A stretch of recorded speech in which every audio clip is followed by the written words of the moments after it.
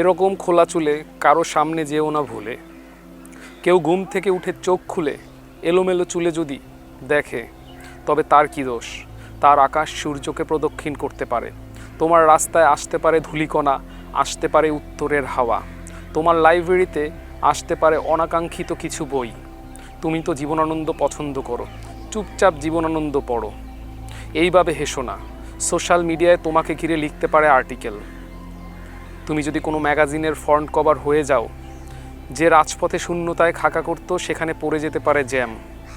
তোমার হাসির উত্তাপে ফুটতে পারে শীতের সকালে গাধা সূর্যমুখী। তুমি তো রাতের চাঁদকে দেখেই অপলক সুন্দর খুঁজে নাও। তার চেয়ে তুমি একটা কাজ করতে পারো, জীবনানন্দ শেষ করে সুনীল পড়ে নিও। এরপর তোমাকে কেউ যদি বলে ফেলে নীলখামে চিঠি লিখেছি, তুমি পড়বে। যদি বলে ফেলে এই সবুজের মাঝে হাতটা একটু ধরবে, তুমি তো বিপাকে পড়ে যাবে।